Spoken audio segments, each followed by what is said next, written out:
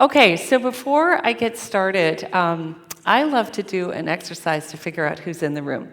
Now, unfortunately, I think a good part of the room is still out in the hallway, so this might backfire. But if you wouldn't mind standing up.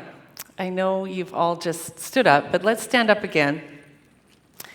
And if everyone could just stand up. This is going to help you, as well as me, understand who's in the room. So you can stretch if you want. This isn't a stretching exercise. You've just been on your feet, and you've had fun talking to the people out there and networking. So what I'd like to do is, so that you can find out who's in the room, and I also know who's in the room, and set you up for networking later, I'd like the first group of people to sit down if you're in your first year of business. So you haven't crossed your first birthday as a business owner yet. So we see about a few people are sitting down. So let's give those folks a round of applause. Because you know what? You are very brave, and you're in the right place for coming here. So you're the folks that are going to be probably asking a lot of questions. So take a look at who sat down. So the second group of people that let's ask to sit down, you have crossed your first birthday, but you haven't crossed your third birthday yet. So those people, go ahead and sit down. So a couple, small handful. Okay, so you guys are kind of what I call in the pipe. You're in the pipe. You're learning, you're growing, you've got some skills, you've got some momentum, probably still have a lot of questions, and yet you can teach the freshmen, you can teach them something. Now, the third group to sit down are those that have passed their second birthday, third birthday, but thank you. Third birthday, but have not passed their fifth yet. So 3 to 5. Okay. Now, the folks that are standing, I'd like all of you to kind of do a slow pivot. Show everybody who you are. And the reason is, you guys are the experts in the room. And 5 is a magic number because you've actually survived the odds. So a lot of businesses fail in their first 5 years. You know this because you support clients. You all know this. So you fivers and up, you have survived all the odds, and you pretty much know most, if not all, of the answers. Now, your responsibility to each other and to the conference attendees who are all sitting down is I'd like you to have in your mind to share 3 things that you wish you knew, that you know now, that would have helped you not be so stressed out, or maybe you would have made better decisions, or maybe you would have achieved velocity quicker. So thank you, everybody. I just wanted to do that just to get started. Okay. All right, so we can go to my slides now, please. I think we can. Do I click? There we go. All right, so just like, when you board an airplane, this is future-proofing yourself. And if this is not the course, this is that you signed up for or you want to have, this is your chance to exit now. I hope you do stay, though. So what we're going to talk about today is, and this conference has a theme of preparing yourself for the future. It is called GrowCon. It's all about growth, learning the things that you need and you want to know. I wanted to start off with a quote from Alice in Wonderland. And this is actually often misquoted as, if you don't know where you're going, any road will get you there. But the full quote is actually, "Would you tell me, please, which way I ought to go from here?" And then the cat says, "Well, that depends a good deal on where you want to get to." And then Alice replies back, "Well, I don't much care where." And then the cat says, "Well, then it doesn't really matter which way you want to go. You can go any way you want." And it really is that way with your future. So if you don't really care about your future, you don't really mind where you end up, then it doesn't really matter. It doesn't really matter what you do. You'll be okay. You'll end up somewhere. But if you do care, and I think most of you do, and as Roger said this morning, and then Kenny echoed, it really helps to be very intentional about what road you're on and where you want to be. And so one of the things is you want to figure out where you want to go. I'm going to just skip right over the about me because I think you already know me. I think the no time for mean people, though, I do want to respond again. If any of you are mean, I got no time for you. Nobody's mean here, though. And I know, the reason why I know you're not mean is because I've already seen you networking and I've already seen you sharing advice. And so the thing I have for you is that because there's no mean people here, do not be afraid to ask the questions that you think might be really basic or you might think are really silly, because they're not. If you're thinking it, someone else is wondering too. And we have quite a bit to cover, so I'm just going to hit the high points here about what we're going to cover today. The basis of this presentation is to give you some key skills that if you master now, you will actually have a better future. All my presentations, I like to start off with like who's in the room, so we've already done that. And then I like to start with an intention that will help you kind of frame up the mindset that I'd like you to have for the rest of the conference. Now, your journey is probably going to involve a lot of change. AI and tech will definitely be on the road with you as your friends and your companions, and sometimes your arch enemies. And we're going to cover that. And then I'm going to end with a couple of personal hacks that I've learned to help with resiliency. And those are particularly useful in times of adversity or challenges. And then help you understand what are the components of having a good day. So before we get too deep in, I'd like you to, if you would indulge me, I'd like you to actually repeat after me. I'd like to hear a lot of voices. So the first thing is, I deserve to be joyful. Okay, louder for the people in back. I deserve to be joyful. Okay, the second is, I deserve to be respected. I can control my future. I am not alone. Helpful people surround me. Okay, now the last one I want you to really shout. I have what it takes. Yeah.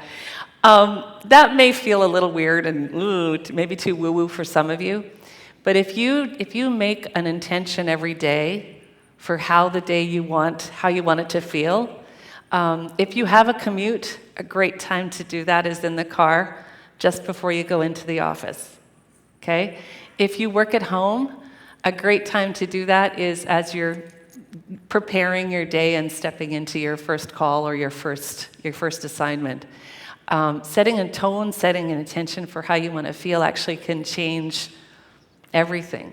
So find a time and do dedicate a little bit of time every day for that. Now, what is important to you today? This is going to vary for every person in the room, but I suspect that it has some component of growth. We all did this sticker exercise with Roger earlier. So some of you want to get more clients. Some of you want to do your work better, more productively. Some of you want to, what was the third one? What was the blue? I forget what the blue was. More time. Thank you, more time and money. So where you go and what you want to do is going to be unique to you, but you are in charge. Now, I put this picture on the slide because in my journey, I need three elements that are going to be, that have to permeate through everything that I do in order for me to feel like I can thrive and be successful. One of them is I need access to the outdoors. So I need nature. And in this case, I took this picture in Victoria, BC, where I spend a fair bit of time. That's on one of the beaches there. And I do my brainstorming and my walking, and sometimes my meetings. I'll take a meeting on the beach, just walking up and down the beach. And I need that. It feeds me. It gets my blood flowing. The other thing I need is a team of people who are teamy. They're collaborative. They're not competitive. And then the third thing I need is work that is important to me in service to helping someone else. And I suspect that most of you would have similar things. It'll vary. So I'd like you to take out your notebooks, if you wouldn't mind, and or your pens, or whatever you're writing on, your tablets, your phones, and I'd like you to write down the 3 things that you need. And it's a mix of personal and professional, but what do you need to have in your life, in every role that you have, in order to feel good every day? I'm just going to give you a minute to do that. And then if some people would be willing to share, I think that would be really cool.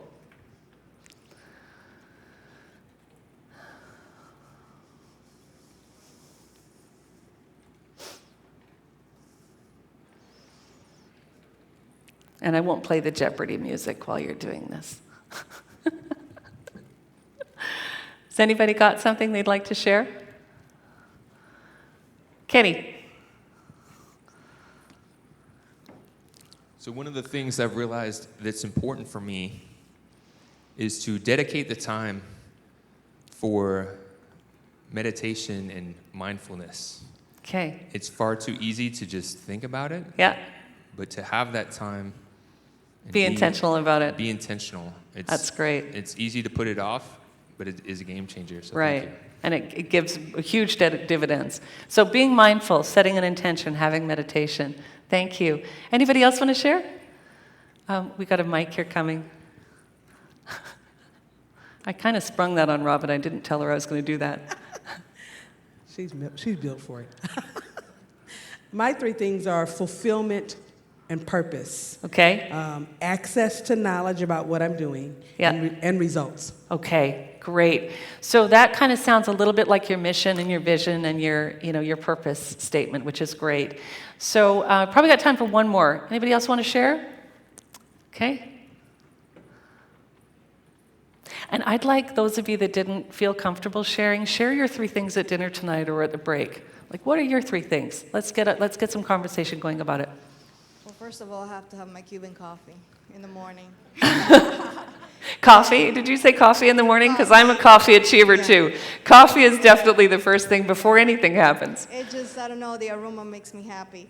And, closer.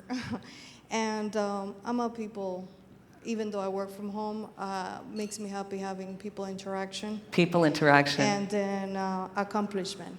People interaction and a sense of accomplishment. Yes. Awesome, I love that. So I'm going to touch on a lot of these things. Kenny, I'm not going to touch on meditation. I should have put that into this presentation, but I didn't. So your road, as you think it through, is going to be your road. You need to create the journey that's going to work for you. And to do that, you'll need to define 3 things. So we already talked about your desired destination. Where do you want to go? Roger said it beautifully at the beginning. Set the end goal in mind. Your end goal could be the amount of money you want to make. It could be the size of your practice. It could be the hours that you want to work. Some people just want to work less hours and just have more fun. And you know what? I'm in that bucket. I intentionally work so that my work day is a maximum of 9 hours. And I just try not to do that evening and weekend work, and I set up my days so that I'm going to show you guys how to do that later. Who's along with you on the journey? Who are the people, the staff, your clients? What do they look like? What do they feel like to work with? How do they work with you? What personality types are they like? The last thing you want to do is sign up to be working with a group of people who drain you. Mary Portas, who you may not know of, she's a UK speaker, and she was quite famous about 10 years ago in the UK. She said, you want to work with radiators, not drains. And I think working with a radiator is a really good, surround yourself with people that feed you rather than people that drain you. And then what type of work do you want to be doing? And I think Kenny hit that on, he went way deeper than I'm going to, but your ideal clients. You don't want to be doing work that makes you feel like you want to poke out your eye with a sharp stick, right? You want to be doing work that invigorates you and interests you, where you're thinking, wow, I get paid to do this? So you're going to you need to write down your destination, your ideal people, and your ideal work. And unfortunately, I can't, nobody can really answer that for you. That's a journey you're going to have to take. You've got to go inward and be introspective on that. And because we know that AI is going to be along on our journey, where does it fit in? Now, when I was looking for slides for this presentation, I found this one, and I laughed so hard. And this woman, Johanna, says, you know what the biggest problem with pushing all things AI is? It's going in the totally wrong direction. I want AI to do my laundry and my dishes so that I can do the art and the writing, not the other way around. So I think what I'd like to say about AI is that you pretty much choose what you want it to do. It's not going to do your laundry and your dishes yet, but I have a Roomba, cleans my floor. My fridge tells me when I'm out of certain things. There's a lot going on in your house that can be going on if you want. If you want it, my Nest is all hooked up to everything. So it can pretty much do what you want, but it does need to be prompted. And that's where you will need training, you will need to experiment, you'll need to try a bunch of things, you'll need to learn things, and it's just like any new tech. So let's debunk some myths about AI and tech. So myth number 1, AI is going to take away my job. It's not going to take away your job at all. There may be things, there may be pieces of your job that you will no longer do. I don't know. I don't know if anybody here is old enough. Well, yeah, maybe there's some people that are. Do you remember having to go to the bank? I'm sorry, I can't talk. I've got to get to the bank. Do you remember saying that to people? Yeah. What do you do now? You pull out your phone, you deposit the check. And that's if you get a check, right? I was in the UK from 2011 through 2013. I didn't even have checks. I moved back because you pay everything direct debit or auto deposit. I came back to the US and I was like, I don't have any checks. And so luckily the banks were starting to 10 years ago, they were starting to catch up with, but I went for years without having checks. People would say, oh, send me a check. I'm like, I don't have a check. Pay on PayPal? I don't have a check. So so I did bank transfers and things. But remember the things that you had to do that you no longer have to do. And I predict in a couple of years we'll be sitting back and saying, oh, wait, you actually use a spreadsheet? Why don't you use ChatGPT for that, right? There's an AI for that, right? There will be things that you are doing now that you will not do in the future, and they will delight you. Just like, does anybody miss having to go to the bank? Getting in line? Well, I'll tell you, I do not. I do not miss that. Even though it was a good excuse to leave the office by a certain time on a Friday afternoon, So AI is not going to take away your job, especially the part of your job where you're advising people, because I don't think that AI is going to be able to keep up with your brains and your if-thens and your creative ways that you're solving problems for your clients. Now, the second myth is that older people are going to struggle with AI and tech. Wrong again. Turns out that older people are actually better at learning prompts. And why is that? Because we have had to coach and mentor employees all of our lives. We are very good at stating the situation, saying to the person or the AI what the end goal is, what the output needs to look like, what the steps are. So you're just going to coach. Now, a little power tip for you is you get a prompt together and you run it through and the prompt works really well. Great, that's your first thing. Save that prompt. Save a library of prompts. But the second thing is, this one's just brilliant. I just learned this just about 2 weeks ago, and it works so well. You then take that same prompt and you put it into ChatGPT, and you say, you are a prompt engineer. Please analyze this prompt and make it better. And you say what the elements are for better, and you will be penalized if, and blah, blah, blah. So if you're just getting into this, or even if you're already well in and you consider yourself an expert level, you can always get better. I recommend you follow Jason's Stats, which is STAATS. He is one of the best accountants out there for AI, and you can follow his YouTube channel, and the transcripts are particularly good. And the third one is it's too hard for you to learn all the tech that's required. Again, that's wrong. First of all, question. question how much tech is required. We do have a thing called app overload. It's because we think we need all the apps. You don't need all the apps.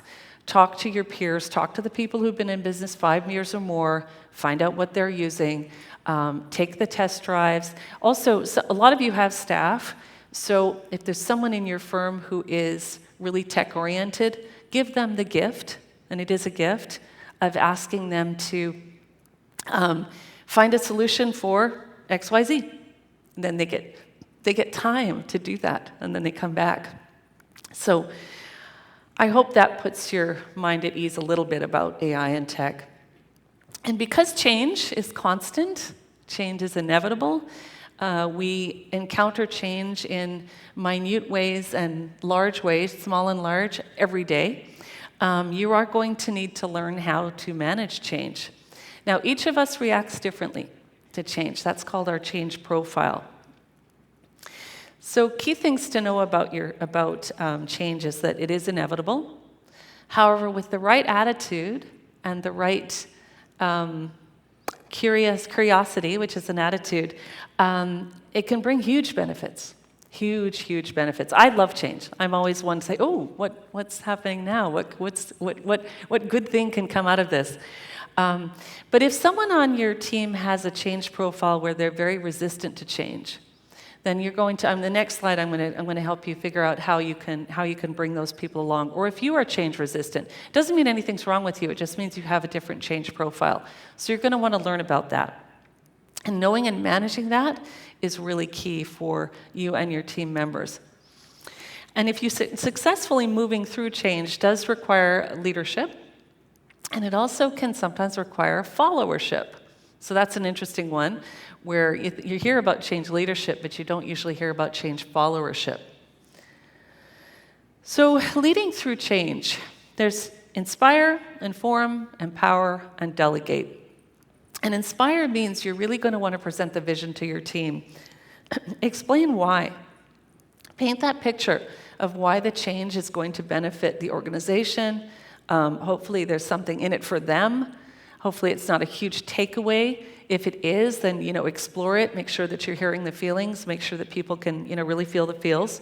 Keep everyone informed at every step. Sometimes change is multi-step. Sometimes it's one thing, one boom, boom. If you're changing practice management tools, that's a big one. Everybody's going to be involved in that. You'll have multiple steps. If you're adding an app to cover, let's say you're bringing in new e-commerce and retail clients and you're adding Bookkeep, well, that's an easy change, right? You'll just really need to just take a little teeny bit of training and you're up and running. So depending on the magnitude of the training, you want to keep people informed at every step. If you have people managers, you want to empower them to lead, and they may need some resources to do so. So they may need some training, they may need some special one-on-one time with you. I don't know how large your teams are, so some of you have very small firms, some of you have medium, some of you have quite large firms. So this is more of a large firm thing.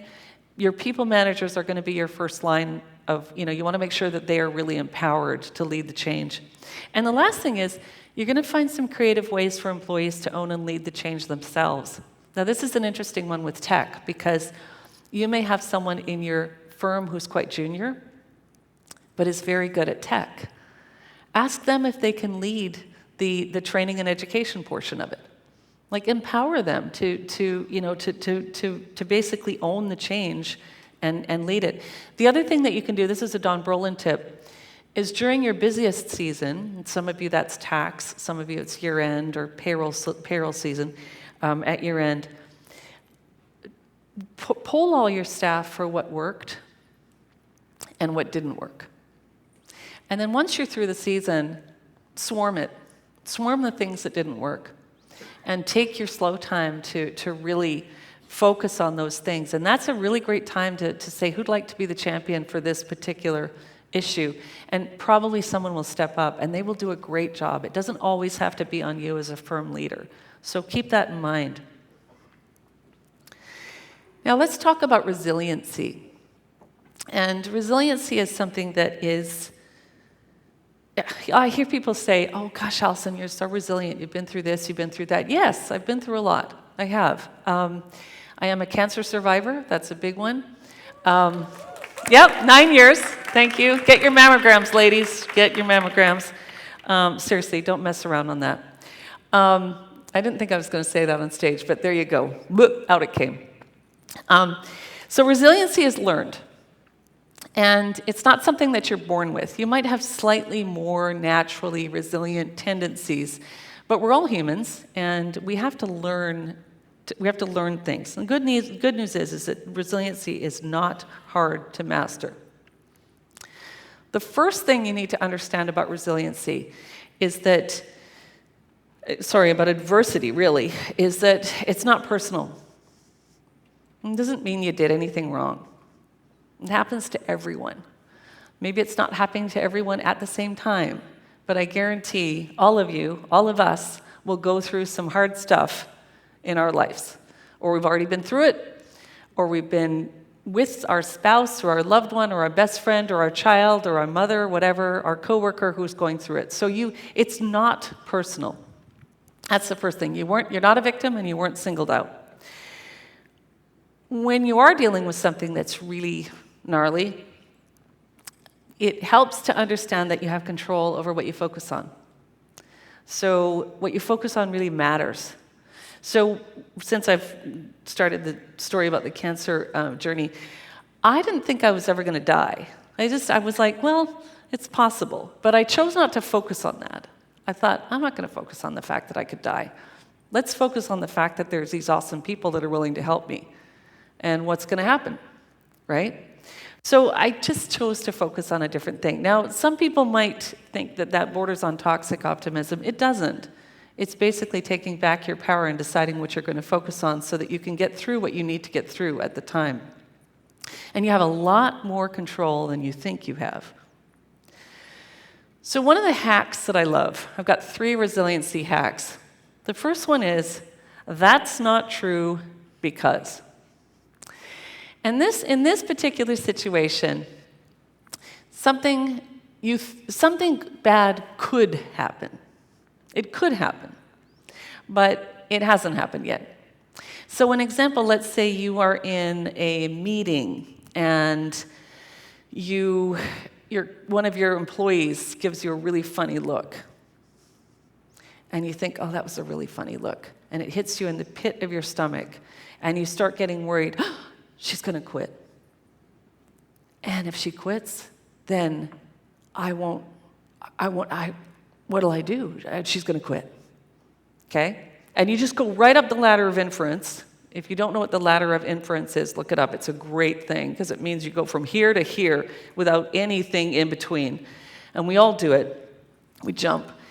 You go right up the ladder of inference and you go to the worst possible thing that could happen, which is this really valued employee is going to quit. So this hack is a perfect one for this. That is not true. She is not going to quit because just 2 days ago she said this was the best job ever and she's really looking forward to installing that new software. That's not true because. So you find a factual way to negate what you think is going to happen. And when I said that, when I went through, I was actually having those physical reactions in my stomach about this employee quitting, even though I'm just telling you the story, right? And as soon as I said that, I relaxed. Now, the second one is, if this happens, then I will do that. And it's a similar sort of situation. I'm going to tell a little different example. So let's say you have a bad meeting with a client, difficult meeting with a client, and they're an important client. They're a good percentage of your revenue. And you think, okay, that's it. They're going to fire me. So then you go down and you go up that ladder of inference and you think, oh my gosh, I'm going to lose the client. I'm going to lose that income hole. I'm going to not be able to pay my bills. I'm going to have bad credit. I'm going to lose my home. I'm going to be homeless. And you go from there to there. So you stop and you say, wait a minute. Okay, hold the phone. If this happens, if this client does quit, then I will do. And in this case, I think there's a bunch of things that you could do. So I will call the clients that I turned away this past 6 months and see if they still need my help. I will collect on my cash receivables so that I can have, I've got some receivables that need to be collected. I'll collect that. I'll up my marketing budget. And maybe I might even apologize to the client and see if I can repair the relationship. So if this happens, then I will do that.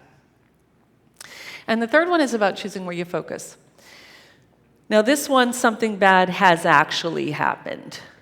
Okay, and the best story I have is a woman who does, I should have gotten her name, I apologize.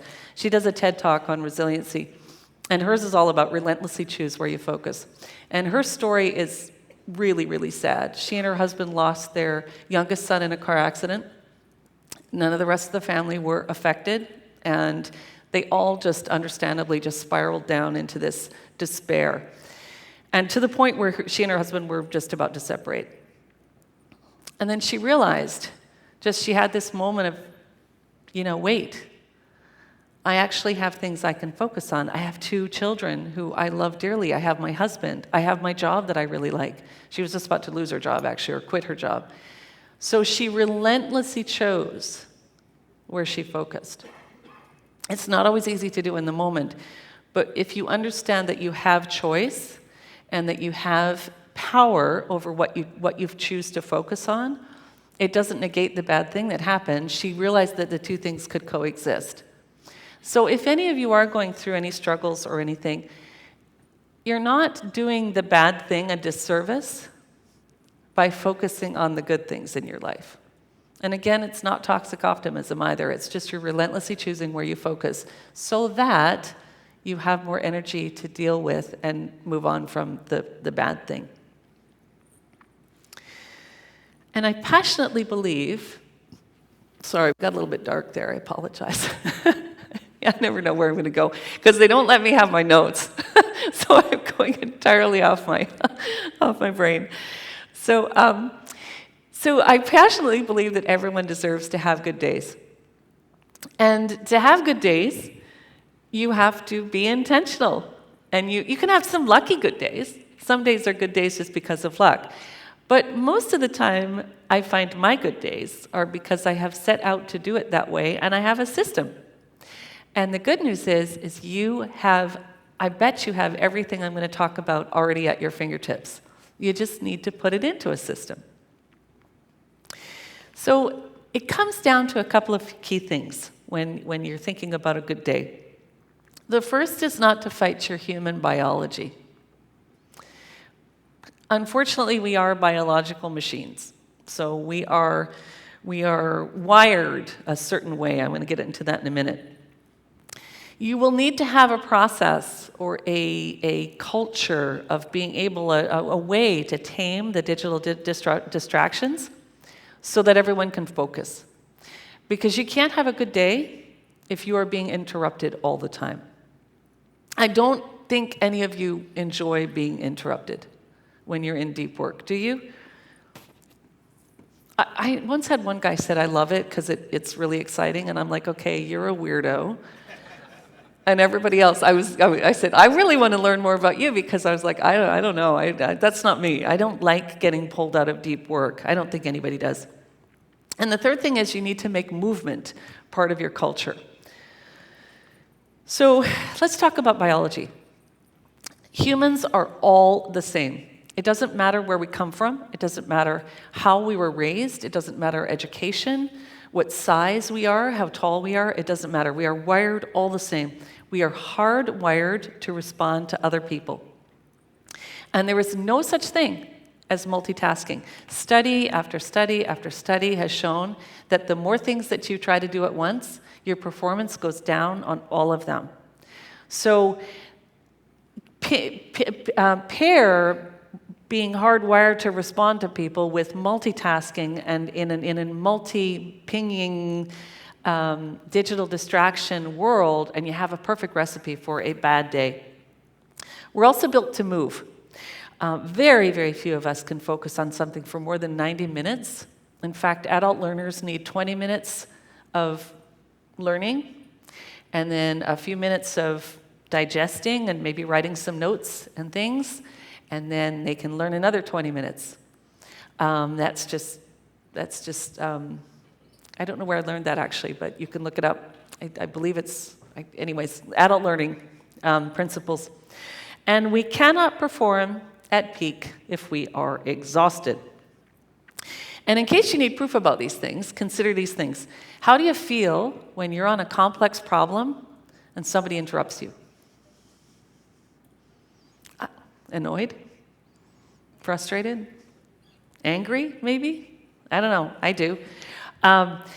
Consider your work hours versus your off work hours productivity. When do you get the most work done?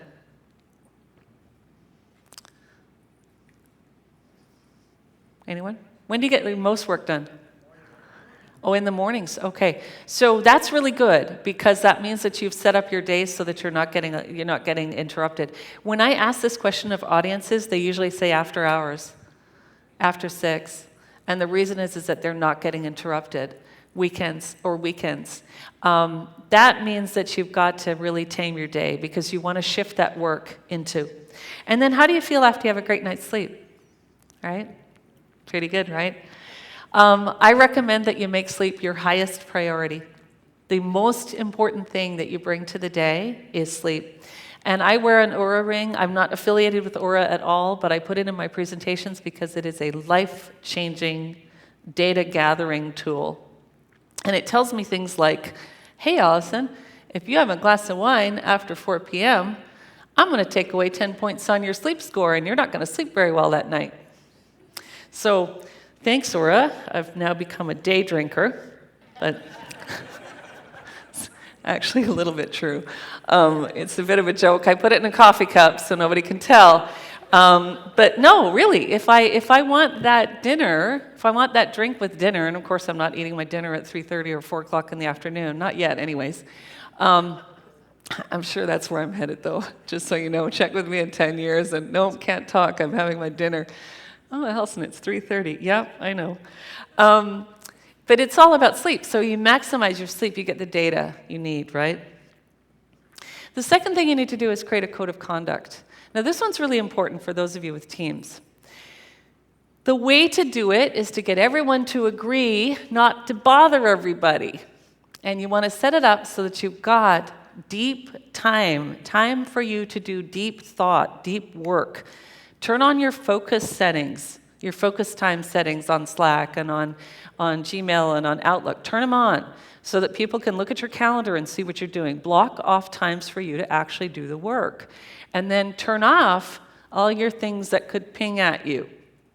You can check them later. You can check them at appropriate times. But you want to turn it off. And the reason this is so important is you cannot get the work done if you're being constantly pinged every day, all over the place. And the third tip is to build movement into every day.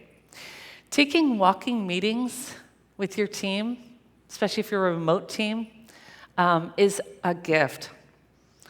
Get on the phone, go out and walk. It doesn't have to be Zoom. It doesn't have to be anything fancy. It could be an old-fashioned phone call. Remember those? And you can take a notepad with you, or you can take notes on your phone. You can task them even if you've got a web-based task system. Asana, love Asana. And make movement part of your day. Sitting is the new smoking, and you are probably going to be less healthy and less happy mentally and physically if you don't move. So make time to move. And little tip for you there is the Peloton has an app. You don't even need any equipment. So what if you got Peloton for your office conference room and anyone could go in and do an exercise during the day? Wouldn't that be cool? So in closing, and I'm looking at the timer, it's almost about to go red on me, so I nailed it. Your future is created by what you do today, not tomorrow. So I hope this has been helpful. I hope you can share your ideas for how you're designing your journey. And I would love to talk with you afterwards. I will be here the full 2 days. I will be changing into my Bookkeep outfit, though, so don't look for the snazzy blazer, but you'll find me out at the stand. So thank you very much, everyone.